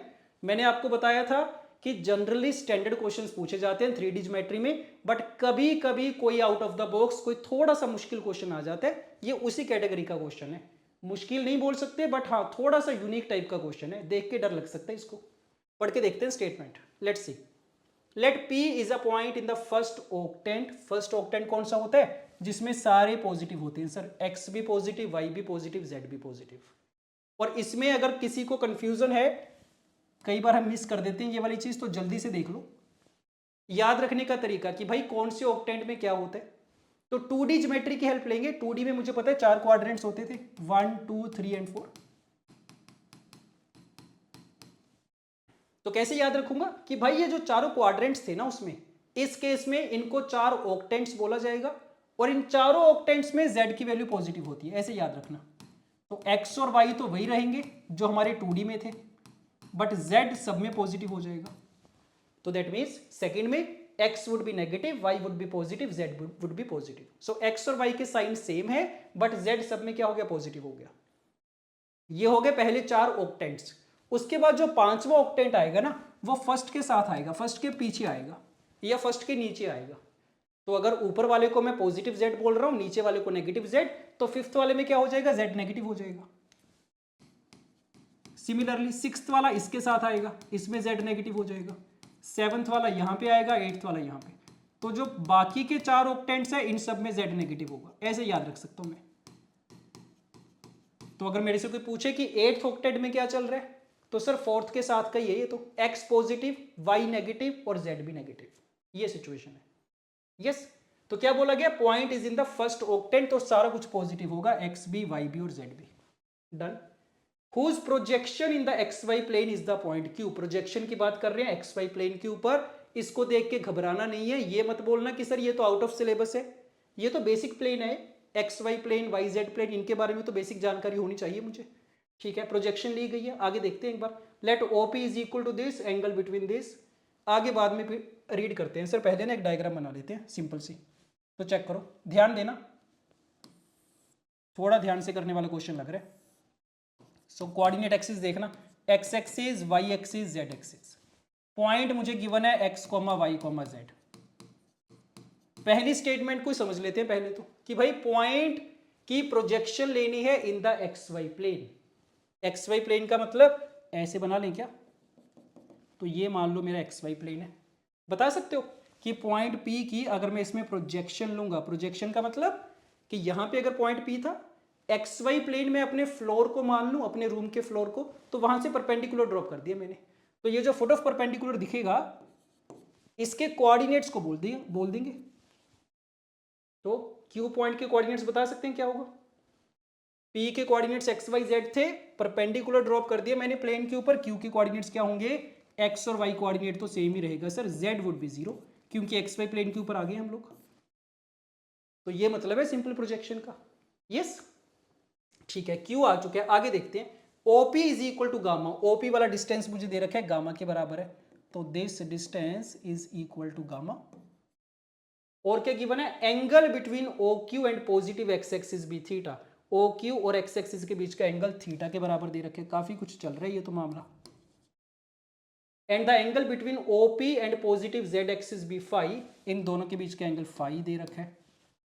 Where O is the origin, then the distance of P from the x axis। Ultimately मेरे को ये पूछा गया, ये पता है क्या होता है, अगेन बेसिक चीजें पता होनी चाहिए कि अगर पॉइंट P के कोऑर्डिनेट्स x, y, z हैं, तो distance from the x axis क्या होता है ना, under root Y square plus Z square होता है, राइट। अगर डिस्टेंस फ्रॉम y एक्सिस पूछ ले, तो y वाले को छोड़ देंगे, under root x square plus Z square. अगर डिस्टेंस फ्रॉम z एक्सिस पूछ ले, z को छोड़ देंगे, under root x square plus Y square. तो ये हमारा टारगेट है, ये फाइंड करना है। देख के बताओ क्या करें। डायग्राम तो बड़ी कॉम्प्लिकेटेड सी बन गई है। तो देखो एक तरीका तो क्या हो सकता है ना, कुछ लोग क्या करेंगे इसमें, some people are very comfortable with the geometry, with the imagination, कि भाई क्या चल रहा है 3D के अंदर, वो वहां से करना चाहेंगे। कुछ लोग क्या करते हैं कि भाई मैं डायग्राम में नहीं घुस रहा, मैं तो मैथमेटिकली सोल्व करूंगा, एनालिटिकली सोल्व करूंगा। तो दोनों तरीकों से एक बार समझ के देखते हैं। मेथड 1 देखना, एनालिटिकल तरीके से कर रहे हैं कि जो कंडीशन दे रखी है लगाते जाते हैं वन बाय वन। पहली कंडीशन क्या थी, प्रोजेक्शन वाली कंडीशन तो मैंने लगा दी, P आ गया मेरे पास, Q आ गया। सेकंड कंडीशन क्या थी, OP is equal to gamma, ये वाला डिस्टेंस गामा दे रखा है। क्या करूंगा मैं, डिस्टेंस फॉर्मूला लगा दूंगा, तो गामा की वैल्यू मुझे पता है क्या आएगी, अंडर रूट ऑफ दिस। पहली कंडीशन लगा दी मैंने। और कौन सी कंडीशन थी, second, angle between OQ and positive x axis be theta. अब मुझे ये पता है कि जब भी दो वेक्टर्स के बीच की बात होती है ना, एंगल की बात होती है दो वेक्टर्स के बीच की, मैं हमेशा कौन सा फॉर्मूला यूज करता हूं, कोस थीटा वाला, कि सर कोस थीटा क्या होता है, A dot B upon mod A mod B. तो इसकी हेल्प लेना चाहूंगा मैं। तो किसके बीच का एंगल चल रहा है, between O Q and positive X axis. So cos theta should be equal to O Q वाला vector and positive X axis वाला वेक्टर कौन सा होता है, आई कैप होता है। तो इन दोनों का डॉट मल्टीप्लाई करूंगा मैं और दोनों के मैग्नीट्यूड का प्रोडक्ट चेक करो। ओ क्यू डॉट आई कितना आएगा, ओ क्यू वाला वेक्टर तो ये है सर, क्या कंपोनेंट्स हैं, एक्स वाई जीरो, इसके कंपोनेंट वन ओनली, दोनों को डॉट मल्टीप्लाई करेंगे एक्स आएगा, नीचे कितना आएगा, आई का मैग्नीट्यूड तो वन आएगा, ओ क्यू का magnitude is under root x square plus Y square. दूसरी कंडीशन लग गई। तीसरी कंडीशन देखते हैं बना के, क्या थी, angle between OP and positive z axis, again cos phi would be OP dot z axis वाला के कैप, ऐसा कुछ आ गया। सो ओपी के कंपोनेंट्स पता है एक्स वाई जेड, इसका component is z only, z बनेगा, अपॉन मोड ऑफ ओपी कितना, under root x square plus Y square plus Z square. ये चीज, ये तीन कंडीशंस है, और तो कुछ नहीं है। नहीं सर, पूछा क्या गया, under root Y square plus Z square. तो मेरा क्वेश्चन क्या बन गया कि भाई ये तीन कंडीशन है, इनको आपस में सिंप्लीफाई करो, मैनिपुलेट करो, जो मर्जी करो, बट मुझे under root Y square plus Z square की वैल्यू चाहिए किसकी टर्म्स में, गामा थीटा और फाई की टर्म्स में। So that means the target is to eliminate x, y, not eliminate, eliminate कहना गलत होगा। So the target is to find under root y square plus z square in terms of these three. Yes? अब यहां पे थोड़ा सा challenge आ सकता है कि सर कैसे पता चलेगा किस तरीके से सिंप्लीफाई करना है। तो बेस्ट तरीका क्या होता है ऐसी सिचुएशन में कि भाई इसको मत छेड़ो, जो ऑप्शंस दे रखे हैं ना उनको सिंप्लीफाई करने की ट्राई करो। तो अगर मैं ऑप्शंस को ध्यान से देखूं, गामा तो सब में सेम ही है, कॉमन ही है। अंडर रूट के अंदर क्या चल रहा है, sine square phi cos square theta, sine square phi cos square theta, दोनों में ये चल रहा है और बाकी दोनों में ये चल रहा है। तो दैट मीन्स दो टाइप की टर्म्स में तो बात चल रही है, या तो इसमें या फिर इसमें। मैं क्या करता हूं ना, इनको सिंप्लीफाई करके देख लेता हूं। यस, तो ऑप्शन को सिंप्लीफाई करके देखूंगा, उससे मेरा ज्यादा इजीली सॉल्व हो जाएगा, नहीं तो मुझे कंफ्यूजन हो जाएगी कि किस डायरेक्शन में प्रोसीड करना है। तो देखो ऑप्शन वन से स्टार्ट कर लेते, sine square phi cos square theta one minus, ये चीज चाहिए, इसको करने की ट्राई करते हैं, let us see. So one minus sine square phi cos square theta,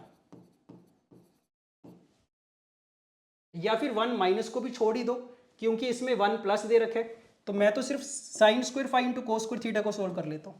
late us सी क्या आएगा, साइन स्क्वायर फाई आ जाएगा सर, क्योंकि कोस फाई है मेरे पास, तो साइन स्क्वायर फाई को लिखा जाएगा one minus cos square phi, ये आ गया। Yes, into cos square theta, यहां से ये आ गया। तो इस तरीके से सिंप्लीफाई करूंगा मैं, तो वैल्यूज को पुट कर करके कितना आएगा सिंप्लीफाई करके, x square plus Y square बनेगा, वो कैंसिल आउट हो जाएगा, ये चीज आ गई, इतना आया, ठीक है। अब दो ऑप्शन है मेरे पास, या तो वन माइनस करेंगे या फिर वन प्लस करेंगे। क्या लग रहा है, क्या करें, टारगेट ध्यान में रखो, टारगेट है under root Y square plus Z square create करना।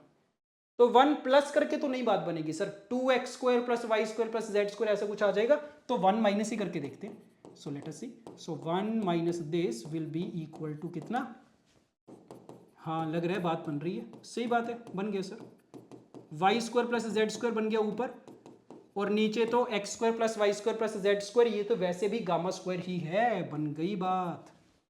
क्या, गामा स्क्वायर को यहां पे शिफ्ट करूंगा, दोनों साइड पे अंडर रूट लूंगा, so under root of y square plus Z square की वैल्यू कितनी आ गई, गामा टाइम्स यही तो आ गई।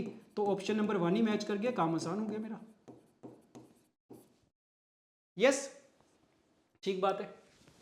तो ये एक तरीका हो गया इसको करने का, ज्यादा दिमाग नहीं लगाया, जो जो कंडीशन दे रखी थी उनको मैथमेटिकली अप्लाई कर दिया हमने, angle between the two vectors का कंसेप्ट लगाया, डिस्टेंस फॉर्मूला, उसके बाद तो इक्वेशन सॉल्विंग है। ओके डन, ठीक है। दूसरा तरीका भी एक बार देख लेते हैं, अगर मुझे ज्योमेट्री से करने, तो लेट अस सी, सेम क्वेश्चन है, मेथड 2 से कर रहे हैं ज्योमेट्री से। और अगर ज्योमेट्री से करना है ना, मुझे डायग्राम थोड़ी सी ज्यादा बढ़िया बनानी पड़ेगी, प्रॉपर बनानी पड़ेगी। अब जब डायग्राम बनाऊंगा मैं कैसे बनाऊंगा, ध्यान देना। So these are the coordinate axis, again x axis, y axis, z axis. हमेशा एक क्यूबॉइड या क्यूब बना लिए करो, उससे मुझे विजुलाइज करना काफी आसान होता है। हमारे रूम की तरह उसको विजुलाइज कर सकते हैं हमेशा। So let me draw a cube, right, ऐसा कुछ बना लेते हैं। क्यूब बोल दो या क्यूबॉइड बोल दो, जैसा भी आपको अच्छा लगे। ये सिचुएशन है, मान लो, ठीक है। पॉइंट कौन सा था, x, y, z। तो मान लो ये क्यूबॉइड है, इसकी लेंथ x डायरेक्शन में x है, इसमें y और इसमें z। So point x, y, z कौन सा हो जाएगा, ये हो जाएगा। This is the point P, x, y, z। This is the origin. अब डायग्राम बनाते हैं, स्टेटमेंट रीड करते जाओ। P is the point in the first octant, ठीक है। Projection in the XY plane is the point Q। Point P की XY plane, ये रहा हमारा XY प्लेन, ये सारा, राइट। इसमें जो प्रोजेक्शन आएगी, कौन सा पॉइंट आएगा, ये वाला पॉइंट आ गया सर, दिख ही रहा है परपेंडिकुलर, ये आ गया पॉइंट Q। यस, और इसके कोऑर्डिनेट्स भी मुझे दिख रहे हैं, x, y, 0। सिर्फ x यूनिट्स गए हैं और y यूनिट्स गए हैं, z coordinate is 0। Q point आ गया। आगे देखते हैं, let OP is equal to gamma. तो ठीक है, OP is equal to gamma का मतलब ये वाला जो डिस्टेंस है ये मुझे दे रखा है gamma. The angle between OQ and positive x axis would be theta. ये हो गया हमारा OQ, this is positive x axis, this is theta. Done. Angle between OP and positive z axis, OP and positive z axis, this is phi, where O is the origin. Then the distance of P from the x axis, P का distance from the x axis कौन सा होगा, ये वाला distance चल रहा है, PR। This is the distance from the x axis। और यहां से डेरिवेशन भी हो गई है कि सर r के कोऑर्डिनेट्स क्या होंगे ना, x, 0, होंगे। तो ये PR वाला डिस्टेंस कितना आ गया, √y² + z² आ गया, जिसकी हम पिछली बार भी बात कर रहे थे। यहीं से डेरिवेशन आती है इसकी, ठीक बात है। ये डायग्राम बन गई हमारी मोटी मोटी। चाहिए क्या था मुझे, PR वाला डिस्टेंस चाहिए, किसकी टर्म्स में, गामा, थीटा और फाई की टर्म्स में। अब डायग्राम को देख के रिलेट करने की ट्राई करो कि भाई PR वाला डिस्टेंस इनकी टर्म्स में कैसे फाइंड करूंगा मैं। देख के बताओ कहां से शुरुआत करें। पहली चीज क्या नोटिस कर पा रहे हैं ना कि PR और गामा को तो आपस में रिलेट करा जा सकता है। क्यों, क्योंकि सर ये जो ट्राइंगल है ना POR वाली, ये तो राइट एंगल ट्राइंगल है, this angle is 90 degree. Imagine कर पा रहे हैं इसको, 90 डिग्री क्यों है, देखो ध्यान दो, देखने में तो नहीं लगेगा आपको, 3D में चल रहा है सारा मामला, देखने के ऊपर मत जाना। क्या चल रहा है ना, ध्यान से देखना, ये वाला जो प्लेन है ना, ये तो YZ प्लेन के पैरेलल वाला प्लेन है, this plane is parallel to YZ, नहीं। और अगर ये YZ प्लेन के पैरेलल है तो मतलब x एक्सिस के परपेंडिकुलर होगा ये, ठीक बात है। So this plane is perpendicular to x axis.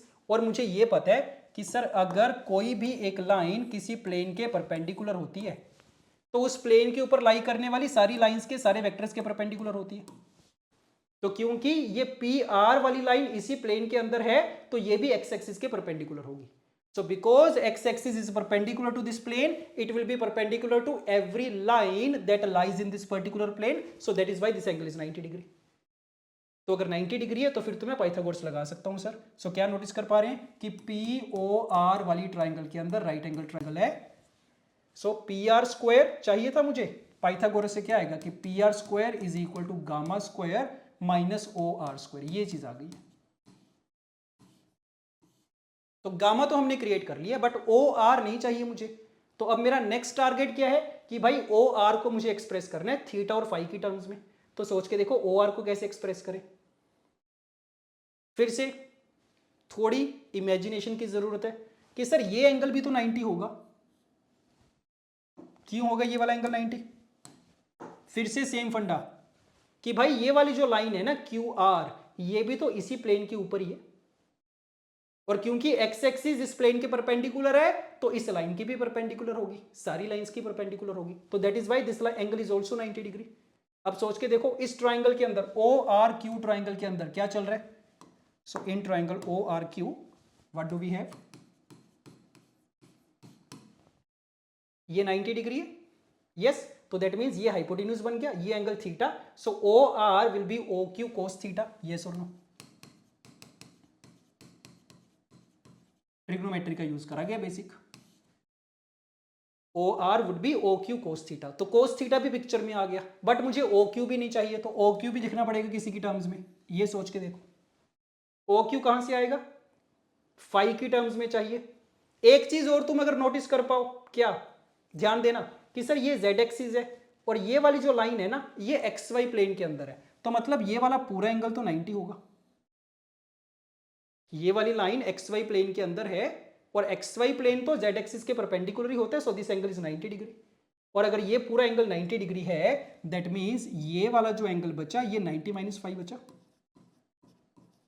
ऊपर वाला 5 था, ये 90 माइनस 5 हो गया। अब समझ में आ रहा होगा आपको क्या कि ये 90 माइनस 5 है सर, मुझे ओ क्यू चाहिए था। ये वाला एंगल भी तो 90 डिग्री है, नहीं क्यों, क्योंकि ये एक्स वाई प्लेन में चल रही थी लाइन और ये वाली जो लाइन है ये तो प्रोजेक्शन वाली लाइन थी, परपेंडिकुलर थी ये तो एक्स वाई प्लेन के। तो ये लाइन एक्स वाई प्लेन के परपेंडिकुलर, ये लाइन एक्स वाई प्लेन के अंदर, ये एंगल भी 90 डिग्री आ गया, तो पी ओ क्यू ट्राइंगल भी राइट एंगल ट्राइंगल बन गई। क्या चल रहा है सर ये मजाक। अगेन कुछ लोगों को ये मेथड ज्यादा इजी लगेगा, ज्योमेट्री वाला, इमेजिन करने वाला, कुछ लोगों को प्रीवियस मेथड ज्यादा इजी लगेगा, जो भी आपको अच्छा लगे कर लेना वहां से।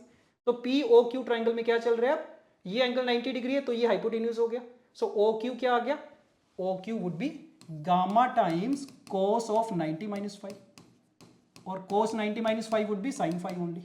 ये चीज आ गई है, तो हो गया सर सब कुछ गामा थीटा और फाई में आ गया। तो फाइनली यहां पे अगर मैं वैल्यू पुट करूंगा, so let us see what are we getting, so p r square is equal to gamma square minus o r square कितना, o q square cos square theta, और o q square कितना, ये this and cos square theta। बन गई बात, same answer आ रहा है मेरे पास। तो जो भी टाइम लगा हमें वो सोचने में लगा, कैलकुलेशन में टाइम नहीं लगा। पिछले क्वेश्चन में उल्टा था, सोचा नहीं बिल्कुल भी हमने, कैलकुलेशन में टाइम लग गया, जो भी लग गया। राइट तो ये ज्योमेट्री वाला तरीका हो गया, जैसे आपको अच्छा लगे कर सकते हैं। Okay fine, coming to the next question, if the shortest distance between the lines, इसके बिना तो कैसे चैप्टर कंप्लीट हो सकता है। Shortest distance between the lines direct formula होता है मेरे पास, पता होना चाहिए, सारे क्वेश्चन सोल्व हो जाएंगे। So if the shortest distance between the lines this and this is this and this. अच्छा दो पार्ट्स में पूछ ले इसने, पहले k की वैल्यू फाइंड करनी पड़ेगी, फिर उसकी हेल्प से ये इंटीग्रल सॉल्व करना है। ठीक है हो जाएगा सर, दोनों काम करने आते हैं। शॉर्टेस्ट डिस्टेंस का फॉर्मूला लगाऊंगा, वहां से k की वैल्यू आ जाएगी, k आ गया तो ये वाला इंटीग्रल भी सॉल्व करना आता है। ये ग्रेटेस्ट इंटीजर है, ब्रेक करके कर लेंगे इसको। यस तो कर दो, फॉर्मूला रिवाइज कर लें एक बार जल्दी से। क्या फॉर्मूला होता है कि अगर एक लाइन है a1 प्लस लैम्डा b1, दूसरी लाइन है a2 प्लस म्यू b2, तो शॉर्टेस्ट डिस्टेंस का formula is a2 minus a1 वाला vector dot multiplication with b1 cross b2 वाला वेक्टर, मैग्नीट्यूड लगा देना क्योंकि डिस्टेंस है, अपॉन दिस।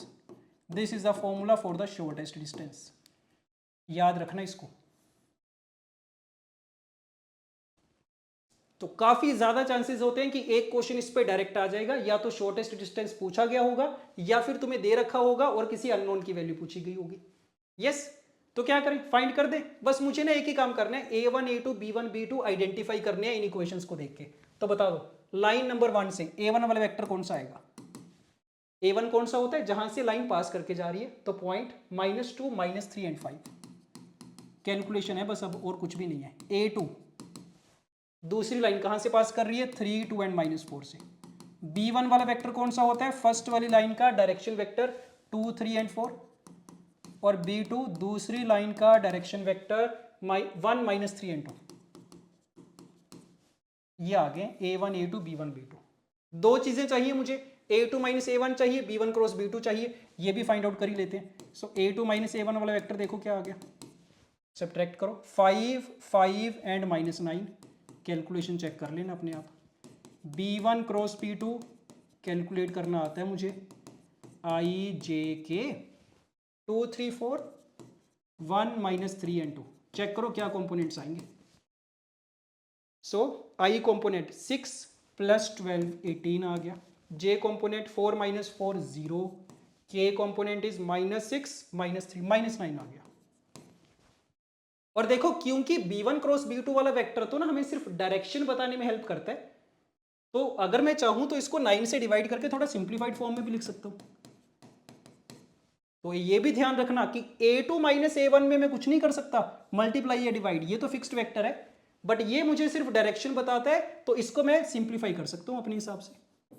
दोनों वेक्टर्स आ गए हैं, फॉर्मूला में पुट कर देते हैं, आंसर आ जाना चाहिए। कितना डिस्टेंस दे रखा था मुझे, 38/3√5।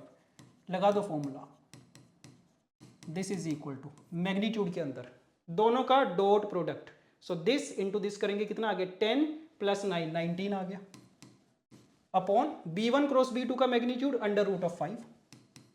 लग रहा है इजी हो गया सर, ये तो मॉडुलस तो हट ही जाएगा, पॉजिटिव नंबर है, √5 कैंसिल आउट, 19 × 2, इतने इजीली सॉल्व हो गया। k = 3/2 आ गया।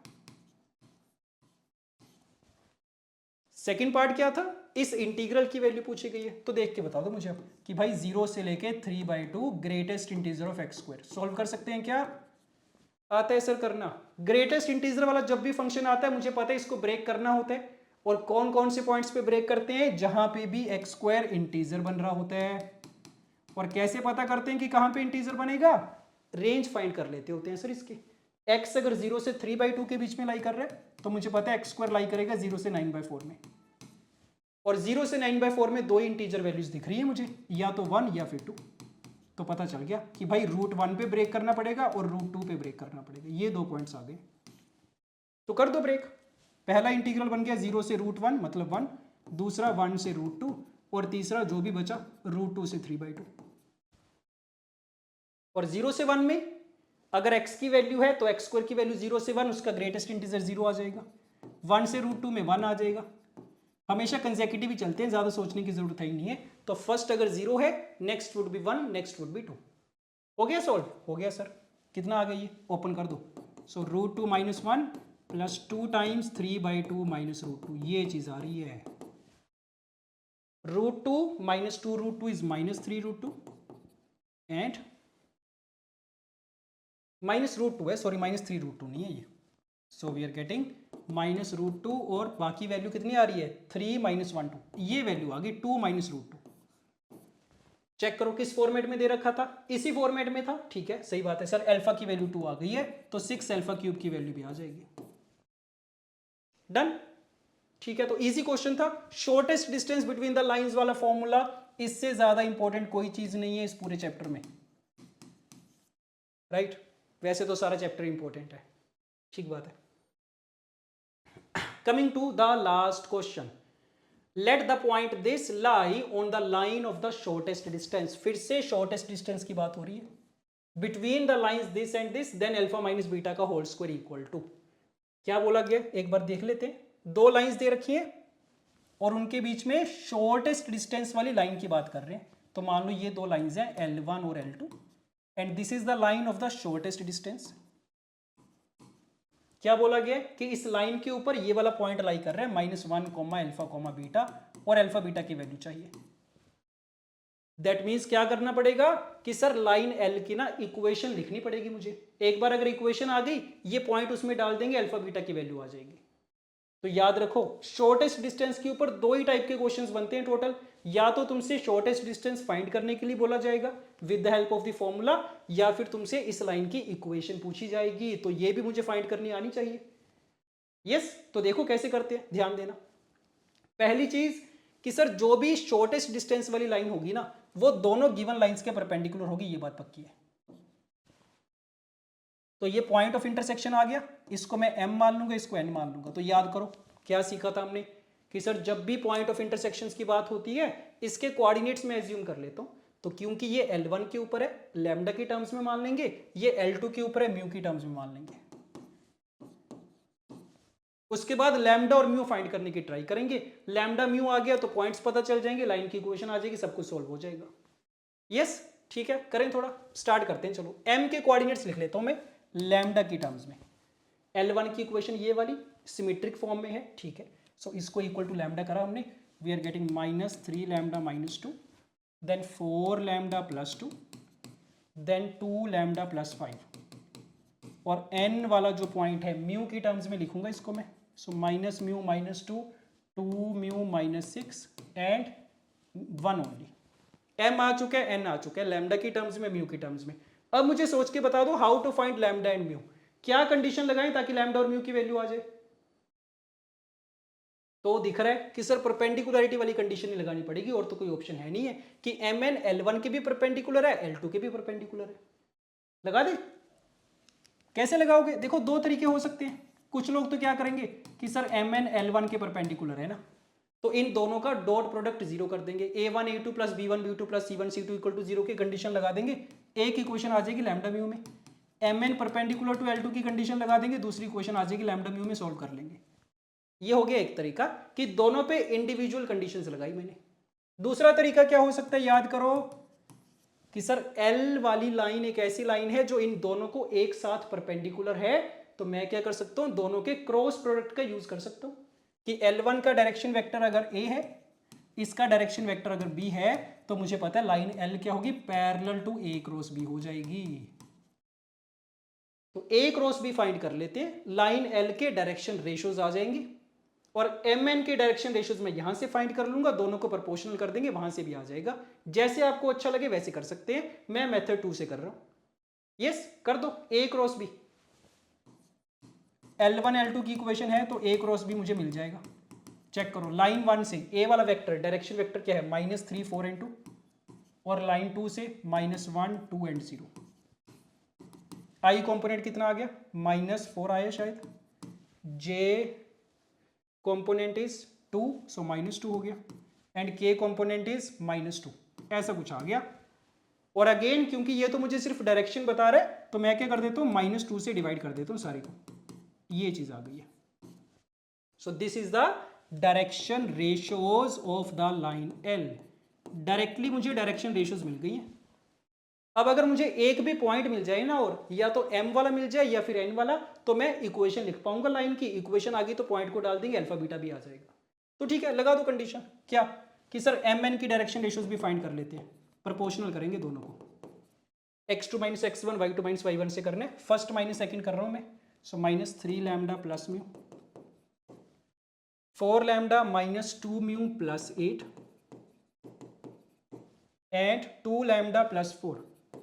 कैलकुलेशन की थोड़ी सी प्रैक्टिस कर लेना, क्वेश्चंस की प्रैक्टिस करोगे, कैलकुलेशन की प्रैक्टिस भी साथ में हो जाएगी।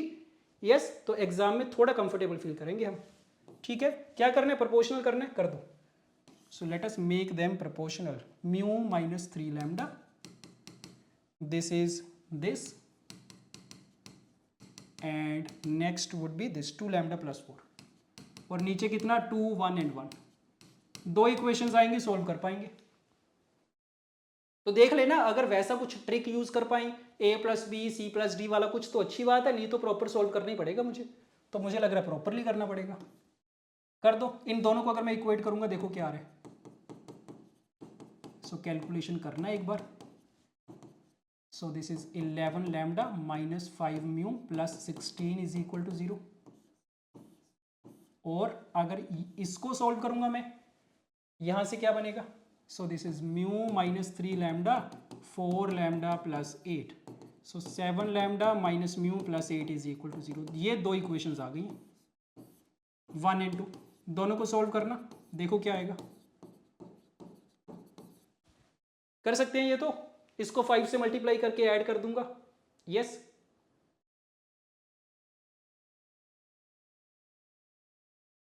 ठीक है, और सोल्व करके देखो क्या आ रहा है ना, ऑब्जर्वेशन से भी पता चल रहा है। Lambda is -1 mu is 1, check कर लो एक बार, दोनों को सेटिस्फाई कर रहे हैं क्या? अगर कर रहे हैं मतलब बात बन गई है। सो लैम्डा -1 म्यू 1, हाँ जी सेटिस्फाई कर रहा है, हाँ जी ठीक है सेटिस्फाई कर रहा है। ठीक है, वैसे ही बाई चांस हो गया ये तो, नहीं तो पूरा प्रॉपर सोल्व कर लेना, लैम्डा म्यू की वैल्यू आ जाएगी। ठीक है, लैम्डा आ गया, म्यू आ गया, कोई भी एक यूज कर लो। तो मान लो लैम्डा उठा लेता हूं मैं, दैट मीन्स m के कोऑर्डिनेट्स क्या आ जाएंगे मेरे पास, -3 lambda, so 3 - 2 that is 1, -4 + 2 that is -2, 2 lambda plus 5 that is 7। ये m के कोऑर्डिनेट्स आ गए। सो एक पॉइंट पता चल गया लाइन के ऊपर, डायरेक्शन रेशियोज मुझे पता थे, मेरे पास लाइन L की इक्वेशन आ चुकी है। यस, नीचे कितना 2 1 and 1।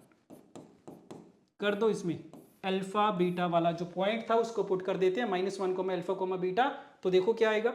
So this will come out to be, x को -1 रखा तो ये -1 बना, this is alpha +2/1, this is equal to beta -7/1।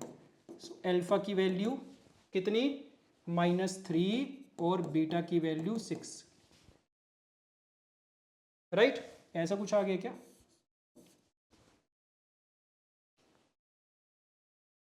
Okay, x को हमने -1 रखा था। एक बार कैलकुलेशन चेक कर लो जल्दी से, मुझे लग रहा है मैंने शायद कुछ गड़बड़ करी है। लैम्डा की वैल्यू मेरे पास -1 आई थी, सो 3 - 2 इज 1, -2 एंड 5 - 2, यहाँ पे 3 आना था, so this is z -3, this is also beta -3, so this will be beta is equal to 2, yes, ये वैल्यू आ रही है अल्फा और बीटा की। सो पूछा गया था अल्फा माइनस बीटा का whole square, alpha minus beta will be -5, -5 का स्क्वायर इज 25, यस, ठीक बात है। तो पता चल गया हमें कि शॉर्टेस्ट डिस्टेंस वाली लाइन की अगर इक्वेशन लिखनी हो, क्या करूंगा, डायरेक्शन रेशियोज तो यहीं से आ जाएंगे ए क्रॉस बी वाले वेक्टर से, और अगर पॉइंट पुट करना है, पॉइंट फाइंड करना है, सो लैम्डा म्यू में एज्यूम करेंगे, यहां से डायरेक्शन रेशियोज फाइंड करके कंपेयर कर देंगे, प्रोपोर्शनल कर देंगे, लैम्डा म्यू की वैल्यू आ जाएगी, फिर जो मर्जी चाहे फाइंड करते रहना। अगर मेरे से ये डिस्टेंस पूछा गया होता एम और एन के बीच का, डिस्टेंस फॉर्मूला लगा देते, आ जाता। डन। तो सारे कंसेप्ट हमने कवर कर लिए हैं। एक बार अगर तुम यही 10 क्वेश्चन को रिवाइज कर लोगे, खुद से सॉल्व करके देख लोगे, पूरे चैप्टर की अच्छे से रिवीजन हो जाएगी आपकी, right? Okay, and at last, अगर आपको टॉपिक वाइज क्वेश्चंस की प्रैक्टिस करनी है from this particular chapter from the previous year, then you can go to the Marks app. Yes, उस पे आपको टॉपिक वाइज क्वेश्चंस मिल जाएंगे in every chapter, you can practice from there. Okay, so this is it for now, see you in the next session. Okay, bye bye, thank you.